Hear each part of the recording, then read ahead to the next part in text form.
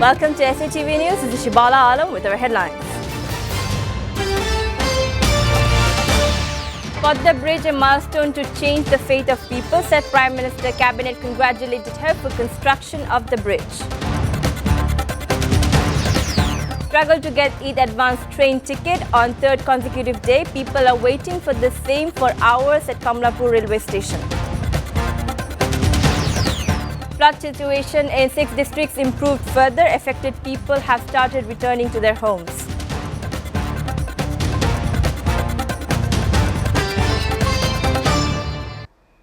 Prime Minister Sheikh Hasina on Sunday reiterated that the newly opened Padda Bridge will immensely contribute towards improving the lives and livelihood of the people of the country. It is a huge milestone to change the fate of the people of our Bangladesh. She said this while chairing the cabinet meeting through a virtual platform from her official residence, Sigana Bhavan. Other cabinet members were connected from the conference room of the cabinet division. The Premier once again slammed some local economists and dignitaries who started the bridge project won't be viable and the cost can't be recovered. What has happened now? The bridge will definitely change the lives and livelihood of the people, she said. The cabinet congratulated her on the successful construction of the country's largest bridge over the mighty Padda River under her able and firm leadership. However, the Prime Minister attributed the landmark achievement of the people of Bangladesh. The people of Bangladesh should be greeted as they stood beside her when she announced to construct the bridge with own funding, she said. The government is unlikely to allow motorcycles on Padda Bridge before Eid al-Adha. Decision on allowing motorcycles on Padda Bridge will be taken after installing CCTV cameras and speed guns. It is difficult to do it before the Eid al-Adha. Cabinet Secretary Khandagar Anwar Islam told reporters today. He was replying to a query at the Secretariat. The Bridge Division under the Ministry of Road Transport and Bridges banned motorcycles on Padda Bridge from June 27, 2022 until further notice. Eid advance train ticket has become a distant dream as people are waiting for the same for hours in the third consecutive day on Sunday. Bangladesh Railway started selling tickets from July 1st for the people who would like to go to village home by train to celebrate the Eid al-Adha with near and dear ones. Ticket seekers gathered at Kamlapur railway station in Dhaka since midnight through they were supposed to go there in morning. Situation in and around railway station areas remains almost unchanged as people are seen waiting in long queues seeking for tickets. To reduce harassment of ticket seekers and pressure on the railway officials, the concerned ministry introduced e-ticket system. Aggrieved people said they cannot get e-ticket due to problem with server. It is learned that some ticket seekers waited for 30 hours to confirm their Eid journey by train. Many students came to the station with books and notes and are studying there while waiting for a ticket. The railway department sold tickets for July 5th journey on July 1st, July 6th journey on July 2nd and July 7th journey on today. Besides, tickets for July 8th journey will be sold on July 4th and July 9th journey ticket will be available on July 5th. Mohammad Shakhawat Kabir, officer in charge of Narail Shodor Police Station, has withdrawn and attached to the Khulna Reserve Range last night.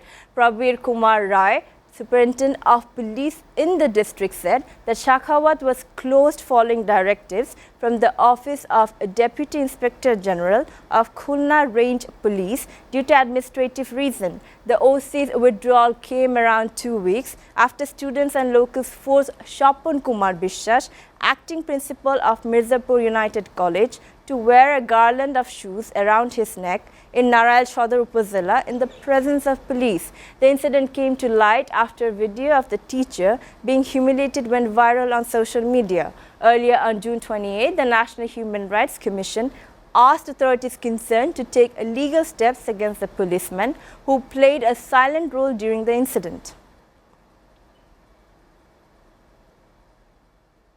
Affected people have started returning to their homes with receding of water as the flood situation in 6 districts improved further. The Flood Forecasting and Warning Center forecast the further improvement in the flood situation in Kurigram, Sylhet, Sunamganj, Netrokona, Kishoreganj and Brahmanbaria districts. According to FFWC, all the major rivers in the northeastern region of the country were in a falling trend on Saturday, which may continue in the next 48 hours. But the Brahmaputra, Jamuna and Ganges Podda were in a rising trend and they may swell further in the next 24 hours. Thousands of flood-hit people in the 6th district took shelter in different flood centers and other places to their houses were flooded. However, they started returning to their homes as flood waters were receding from many areas. Aminul Haq, a fugitive sentenced to death for war crimes and recently arrested by the Rapid Action Battalion RAB, went to Pakistan several times. The last trip he made to the country was in 2000. RAB said at a news conference on Sunday after they took him into custody from Dhanmondi on Saturday night. Aminul was living in the Dhanmondi area from 2014 after moving houses, says Commander Khondokar Al-Moin, director of RAB. He said that Aminul and his wife lived at the house. The couple's 2 daughters, now living in Singapore and Australia, were paying for their parents' home. Aminul was known as Rajab Ali in Dhanmondi and Kalabagan neighborhoods. He made several friends in Pakistan during the 1971 Liberation War and went to visit them on occasion, he said, during the initial interrogation, RAB said. Police have recovered the bodies of a woman and her son, presumed murder from a home in Naranganj's Arai Hajar Upazila. Razia Sultana Kakuli, a 42-year-old widow, and her 8-year-old son, Talha Islam, were found dead with their throats slashed on Sunday.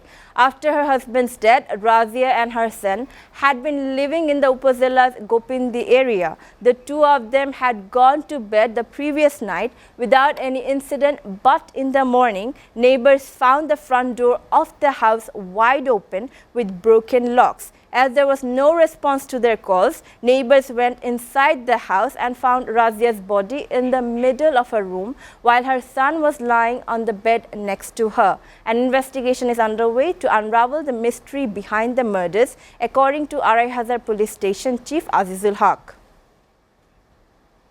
Viewers are taking a short break. Please stay with us.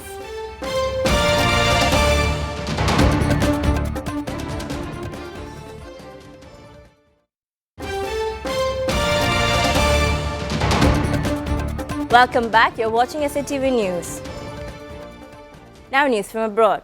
North Korea criticized the United States, South Korea and Japan's recent agreement on strengthening military cooperation to be a means to materialize a U.S. plan for a military alliance like NATO in the region. North Korea's foreign ministry spokesperson said as much to a question put by KCNA, the state news agency, report on Sunday. The reality clearly shows that the real purpose of the U.S. spreading the rumor about threat from North Korea is to provide an excuse for attaining military supremacy over the Asia-Pacific region, said the spokesperson. The prevailing situation more urgently calls for building up the country's defenses to actively cope with the rapid aggravation of the security environment. Now, thousands of people in the residence were ordered to evacuate southwest Sydney, Australia's biggest city, on Sunday, with torrential rain and damaging winds pounding the east coast and threatening floods in areas that were hammered in March.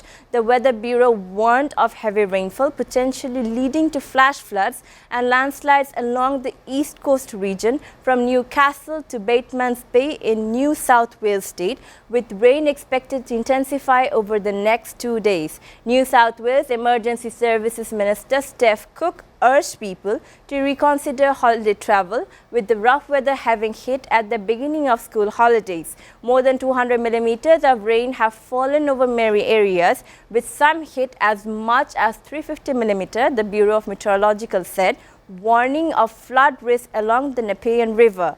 The heavy rains caused Sydney's main dam to spill overnight, water authority said, adding that modelling showed the spill would be comparable to a major spill in March 21 at the Warragamba Dam. A passenger bus slid off a mountain road and fell into a deep ravine in heavy rain in southwest Pakistan on Sunday, killing 19 people and injuring 12 others. Mahtab Shah, assistant administrator for the district of Shirani in Balochistan province, said about 35 passengers were travelling in the bus. He said rescue workers were searching for survivors in the wreckage of the destroyed vehicles and surrounding. Shah said apparently the bus slid on the wet road amid heavy rains and the driver lost control of the vehicle, which fell about 200 feet into the ravine. Deadly road accidents are common in Pakistan due to poor road infrastructure and disregard for traffic laws, as well as poorly maintained vehicles. Last month, 22 people were killed in a similar accident when a bus fell into a ravine in Kila Saifullah district. Before ending, we go to the headlines again. Podda Bridge, a milestone to change the fate of people, said Prime Minister. Cabinet congratulated her for construction of the bridge. Struggle to get Eid advance train tickets on third consecutive day. People are waiting for the same for hours at Kamlapur railway station.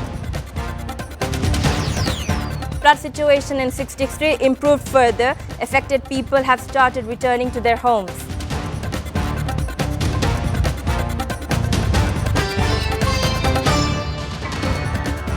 You're up to date so far here on SATV News, and to know the latest news, visit www.satvtv.tv. Stay with SATV.